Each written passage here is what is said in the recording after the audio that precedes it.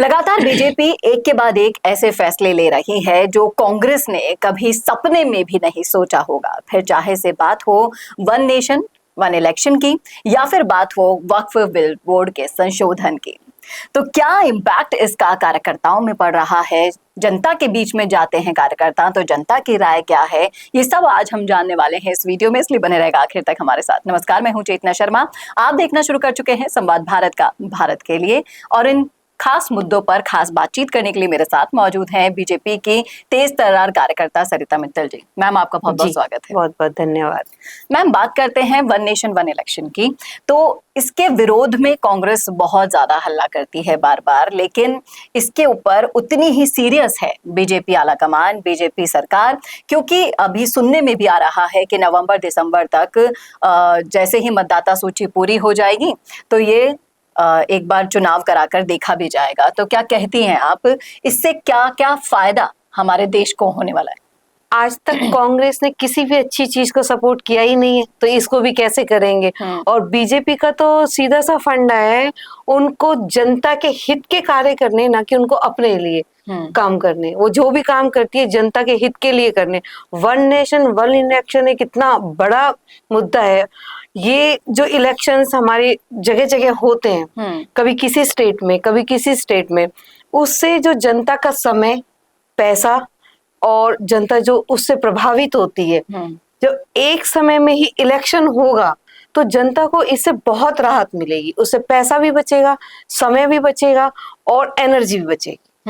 ये आप बिल्कुल सही कह रहे हैं, क्योंकि पैसे की बर्बादी क्या होती है वो तो कांग्रेस को अच्छे से आता है, लेकिन इसका अच्छे से यूज कैसे करना है जिससे देश का विकास हो, वो इन्हें बीजेपी से सीखना चाहिए।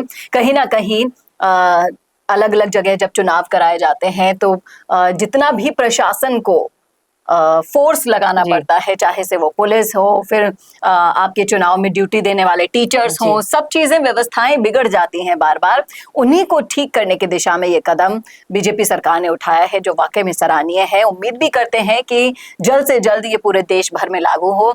जागरूकता अभियान भी चलाया जा रहा है, जैसा कि भी आपने कहा।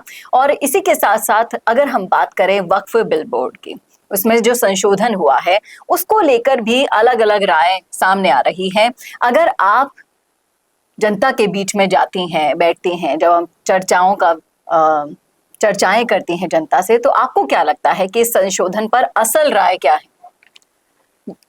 इसमें भी कांग्रेस भ्रांतियां फैला रही है, लोगों को बरगला रही है। उनके हाथ से क्या है कि एक वोट बैंक खिसक रहा है। वैसे ही कांग्रेस एक तरह से बहुत हद तक तो साफ हो चुकी है, जो थोड़ी बहुत बची है और जो वो अपने मुस्लिम भाइयों के वोट बैंक के ऊपर जो डिपेंड रहती है, तो वो भी उनके हाथ से जा रहा है। तो इसलिए कांग्रेस बौखलाई हुई है और वो लोगों को इसके लिए गलत गलत भ्रांतियां पैदा कर रही है।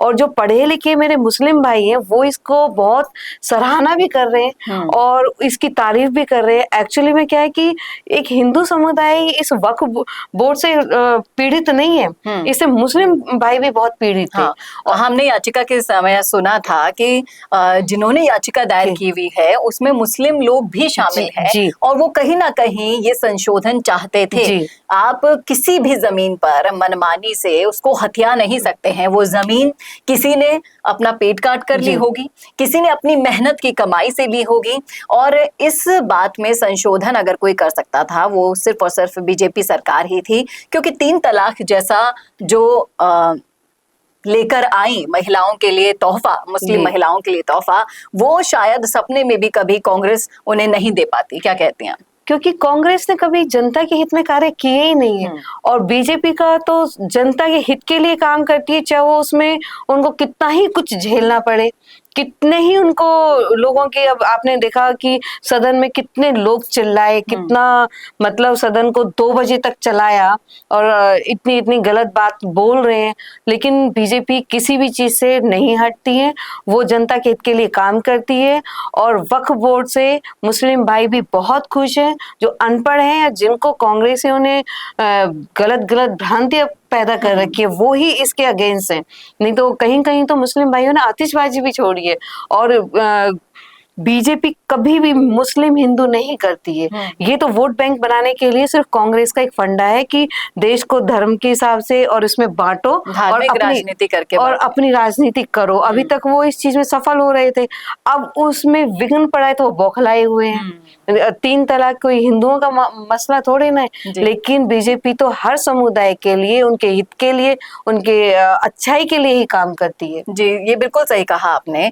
और हाल ही में इसका नजारा रामनवमी के दिन भी देखने को मिला था, जब बीजेपी रामनवमी की जब कलश यात्रा निकल रही थी और जिस तरीके से मुस्लिम नेता होकर भी फूल बरसा रहे थे उन पर, तो ये जो सौहार्द की तस्वीरें हैं वो वाकई में काफी सुखद थी। इसके उलट जिस तरीके से मुस्लिम हिंदू करके दंगेबाजी कराने में नंबर 1 रही है कांग्रेस, और हमेशा से ही वोट बैंक बनाकर उनके सपोर्ट को लेकर आज तक आपने सुना ही होगा कि कहा जाता है कि कांग्रेस चाहती ही है कि मुस्लिम भाई लोग हमेशा पंचर ही ठीक करते रहें, वो देश के विकास में अग्रणी ना हो सके। यही कांग्रेस की सोच थी, और इस सोच के परे जाकर बीजेपी ने इतना बड़ा फैसला किया है जो वाकई में स्वागत योग्य है। मैं उम्मीद करती हूँ आप भी जननेता हैं, आप जनता के बीच में जाती हैं, तो आपने सुना होगा लोगों से कि इन सारे बदलाव के बाद बीजेपी किस स्तर तक पहुंच जाएगी समाज के लेवल पर। समाज के लेवल पे आप देख रहे हैं, एक नो विपक्ष, कोई विपक्ष नहीं होगा और नंबर 1 पे होगा और हिंदू राष्ट्र होगा। और इसमें मुस्लिम भाइयों को घबराने की बिल्कुल जरूरत नहीं है, वो इसी देश के हिस्सा हैं और इसी देश में रहेंगे। जो देश का नहीं है वो यहाँ नहीं है जी। और इसका सबसे बड़ा उदाहरण यूपी में देखने को मिलता है। कहाँ वहां पर इतने दंगे होते थे, आज वहां पर मुस्लिम भाई हिंदू त्योहारों पर बाकायदा फूल बरसाते हैं और वो बहुत खुश हैं। जी, ये बिल्कुल सही कहा आपने। और ऐसी ही सुखद तस्वीरें पूरे देश से आए, उसके लिए ये मुहिम चलानी बहुत जरूरी थी जिसे बीजेपी चला रही है। मैम, बहुत बहुत शुक्रिया इन मुद्दों पर अपनी राय रखने के लिए।